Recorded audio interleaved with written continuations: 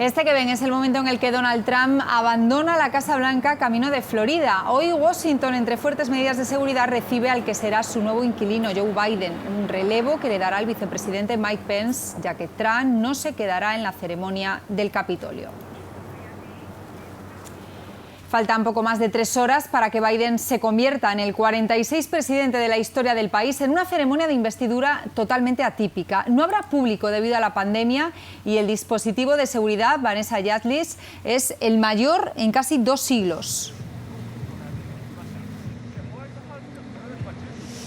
Sí, día histórico aquí en Washington, en el relevo presidencial más tenso en la historia del país. Esa imagen que acabamos de ver acaba de producirse. El presidente Donald Trump abandonaba la Casa Blanca poniendo fin a 4 años de mandato y apurando hasta el último momento. Tenía hasta las 12 de este mediodía, las 6 en España, porque ese será el momento en el que Joe Biden se convierta en el presidente 46 de Estados Unidos, haciendo historia de la mano de su vicepresidenta Kamala Harris, la primera mujer también en la historia en ocupar ese cargo. Como decíais, estas son una cita histórica sin precedentes por muchas razones, entre ellas por el último desplante de Donald Trump, que decidía no solo no asistir a la ceremonia de investidura, sino además tampoco, como manda la tradición, recibir a los nuevos inquilinos en la Casa Blanca. Por otro lado, por el brote de pandemia, por primera vez tampoco podrá asistir público, y también por otro lado se ha puesto en marcha un dispositivo de seguridad nunca antes visto. 25.000 soldados de la Guardia Nacional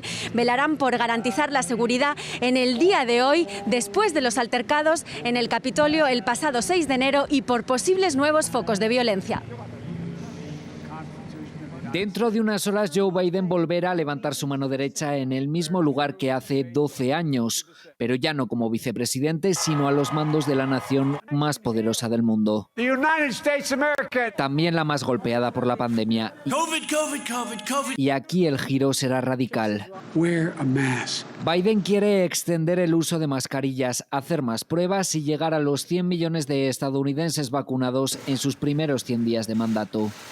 También tiene previsto revertir hoy mismo algunas de las decisiones más controvertidas de Trump, devolver a Estados Unidos al Acuerdo de París sobre el clima o anular el veto a la entrada de viajeros procedentes de varios países musulmanes.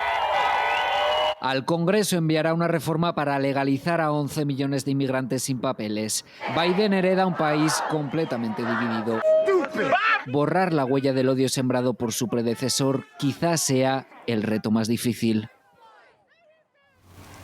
Donald Trump no ha puesto nada fácil el traspaso. Aceptar la derrota no estaba en sus planes. Su campaña para revertir los resultados electorales con acusaciones falsas de fraude fue demasiado lejos y desembocó en el asalto de sus seguidores al Capitolio. Fuera ya de la presidencia, le espera un segundo impeachment que podría apartarle para siempre de la política.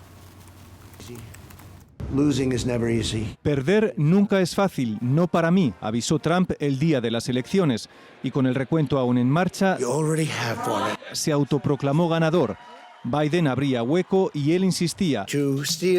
Le estaban robando la presidencia. Los tribunales rechazaron el fraude por falta de pruebas, pero para entonces muchos de sus votantes ya se habían subido al carro de la conspiración. Porque eso es un fraude. Trump lo intentaba todo, presiones a la Junta Electoral en busca de más votos, amenazas a su vicepresidente para que no certificara el resultado, pero no funcionó y acabó pidiendo a sus seguidores que acudieran al Capitolio. Respondieron miles. Culminaban así 4 años de retórica incendiaria, mortal para 4 asaltantes y un policía. A Trump le espera un segundo juicio político por incitar a la insurrección y puede que responsabilidades penales. Nada de esto impide que todavía hoy 7 de cada 10 republicanos crean que es él y no Biden el elegido en las urnas. ¿Hasta dónde va a llegar la sombra de Trump? Lo analizamos con Andrés Ortega, investigador senior asociado del Real Instituto Elcano. Muy buenas tardes. Buenas tardes. Hemos visto que Trump se resistía incluso a abandonar la Casa Blanca, le veíamos partir hace unos minutos. Los últimos coletazos del expresidente, ¿cuánto pueden condicionar la puesta en marcha del nuevo gobierno de Joe Biden? No, yo creo que no van a condicionar la puesta en marcha de esta nueva administración, que no tiene tiempo y que va a empezar esta misma tarde a hacer decretos, las órdenes ejecutivas, en muchos aspectos que ya habéis explicado. Pero la cuestión, yo creo, es si Trump va a seguir, si va a seguir mandando y controlando el Partido Republicano, eso lo vamos a saber en los próximos meses, y en qué grado el trumpismo va a seguir, porque está muy presente en la sociedad americana, en la mitad de la sociedad americana, ¿no? Biden ha generado elevadas expectativas. ¿Qué puede esperar la economía mundial o las políticas de defensa de la etapa que hoy se inaugura en Washington?